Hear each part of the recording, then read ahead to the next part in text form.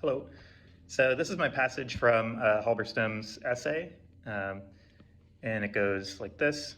The technology of Dracula gothicizes certain bodies by making monstrosity an essential component of a race, a class, a gender, or some hybrid of all of these. I have tried to show that Gothicization, while it emerges in its most multiple and overt form in the Gothic novel, is a generic feature of many 19th century human sciences and ideologies.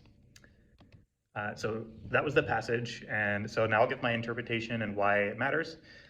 This passage was chosen because it encapsulates Halberstam's critical thesis well. I try to view this sort of textual criticism with a healthy dose of skepticism, especially because we have very little exposition from Stoker himself about his intentions. I think that many people's interpretations of Dracula are rife with eisegesis, or reading one's own beliefs into a text itself. And I'm likely biased in this way because I don't like to assume that people have bad intentions without overwhelming evidence. However, there was one element of Halberstam's critique which was reasonably compelling and disturbing to me, and that was the parallels between anti-Semitic stereotypes and Dracula. The facial features didn't really convince me. All the features that Halberstam listed as parallels didn't seem identical enough in language to warrant drawing a clear connection, with the exception of the hooked nose descriptor, which was identical. The degeneracy and the parasitism didn't really convince me either, because those things, those are things that, because seeing those things as something to defend against is at least rational. So the overall connection still seems weak to me on that one. In my opinion, the strongest evidence of anti-Semitism in the text itself is the explicit mention of Old Jerusalem by the Cockney worker. It's used as a descriptor of something rank and disgusting, and even though Stoker had the chance to rebut this comment with Harker's narration, he didn't do that. And so I found the essay that Stoker had written that Halberstam referred to early in his critique. The quote from Halberstam says, in which he railed against degenerate writers for not being good Christians. I think this is a slight misread of the essay. Stoker does not appear to be a believing Christian in my estimation, but rather a Christian moralist. A Christian moralist is someone who thinks that traditional Christianity and Christian ethics are of benefit to society and should be encouraged, but who doesn't have a personal faith of their own. I don't claim to know Stoker's heart, of course, but one would expect that there would be some evidence of saving faith or a gospel presentation through allegory, a redemptive allegory in his novel.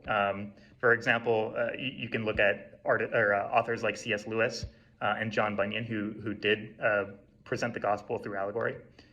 Christian moralism without an accompaniment of personal faith is an incredibly dangerous thing, because you will likely bring in false ideas and try to marry them to Christianity. Anti-Semitism is just one example of this. The Bible makes it very clear that all people, Jewish or not, are sinful, fall short of God's glory, and are equally in need of Jesus Christ for rescue.